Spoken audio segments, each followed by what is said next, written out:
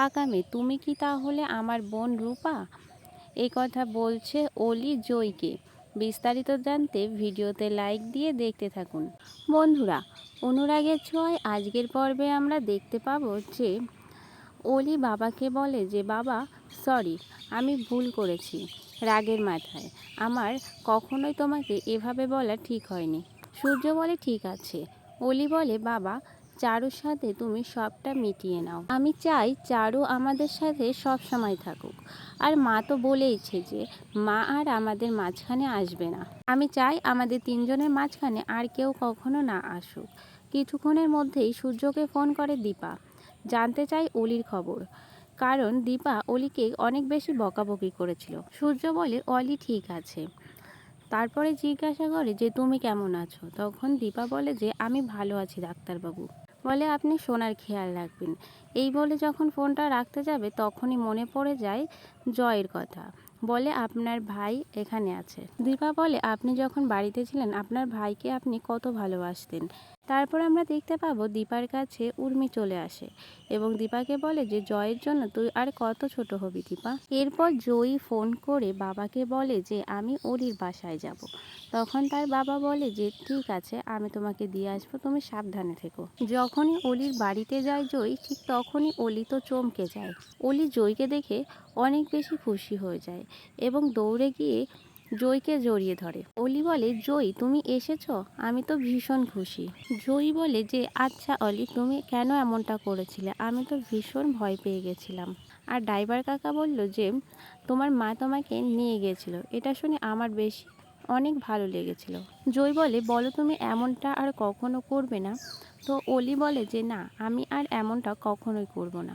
বলো তুমি আজকে সারাদিন আমার সাথে কাটাবে? জয় বলো আচ্ছা ঠিক আছে।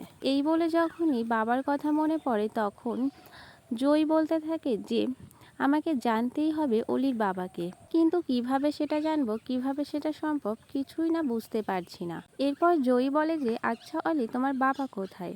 তখন অলি বলে যে আছে, বাবা ওপরে আছে, বাবা ভীষণ ব্যস্ত। অন্যদিকে দেখা যায় যে জয়ের জন্য উর্মির জন্য ভালোবেসে রান্না করে দীপা। উর্মি বলে দিদি, আমি অনেক দিন পর তোর হাতে রান্না খাচ্ছি, আমার যে কতটা ভালো লাগছে না জানলে তুই বিশ্বাস করতে পারবি না। অন্যদিকে দীপ বলে যে ভীষণ মজা হয়েছে রান্নাটা, আমি আরও খাবো। অন্যদিকে উর্মি বলে যে দীপ না, আর খেতে হবে না। জয় বলে যে আচ্ছা বৌমনি, তুমি এই বাড়িতে আছো, অন্য লোকের কথা এই বাড়িতে বলবে না। তোমার ওই ডাক্তারবাবুর কথা এই বাড়িতে না বললেই আমি বেশি খুশি হব। যা শুনে প্রচণ্ড রেগে যায় দীপা। দীপা রাগান্বিত হয়ে জয়ের দিকে তাকিয়ে থাকে। এদিকে উর্মি বলে জয়ের হয়ে দিদি, আমি তোমার কাছে ক্ষমা চাইছি। এদিকে দীপা বলে যে আচ্ছা জয়, আমি এই বাড়িতে আছি, আমার জন্য যদি তোমাদের কোনো অসুবিধা হয় তাহলে আমি এই বাড়ি থেকে চলে যাব। এদিকে উর্মি বলে যে না দিদি, তুই কোথাও যাবি না, তুই যদি চলে যাস তাহলে আমিও চলে যাব। এদিকে জয় অলির বাবাকে জানার জন্য উঠে পড়ে লেগেছে। জয় মনে মনে বলে যে কে অলির বাবা, আমাকে জানতেই হবে। আসলেই কি আমার বাবা, সেটা আমাকে জানতেই হবে। কিছুক্ষণের মধ্যে চারু ওদের জন্য খাবার নিয়ে আসে এবং বলে যে তোমরা এই খাবারটা খেয়ে নাও। কিন্তু জয়ের মুখে তো কোনো খাবারই যাচ্ছে না। জয়ী তো এসেছে অন্য একটা কাজে, সেটা তো জয়কে জানতেই হবে। এরপর অলি উঠে জয়কে বলে যে আচ্ছা জয়, তুমি প্রথম অপারেশনের পর সর্বপ্রথম কাকে দেখতে চাও বলো তো? তারপরে চলে আসে ডক্টর সূর্য সেন।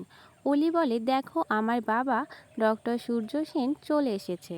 যা শুনে অনেক বেশি চমকে যায় জয়ী এবং জয়ী দৌড়ে গিয়ে তার কাছে গিয়ে বলে যে আমার মা কোথায় মা? সূর্য তো বুঝতেই পারছে না যে জয়ী হঠাৎ করে কেন তার মায়ের কথা তার কাছে জিজ্ঞাসা করছে। কে এই মা? সূর্য তো অবাক হয়ে জয়ীর দিকে তাকিয়েই থাকে। এবার কি হবে বন্ধুরা, শেষ পর্যন্ত কি হতে যাচ্ছে কমেন্ট করে জানিও। তো বন্ধুরা, আমার সম্পূর্ণ ভিডিওটি দেখার জন্য তোমাদের অনেক অনেক ধন্যবাদ। ভিডিওটি ভালো লাগলে ভিডিওটিতে একটি লাইক করুন, চ্যানেলকে সাবস্ক্রাইব করুন। দেখা হবে নতুন একটি গল্পে।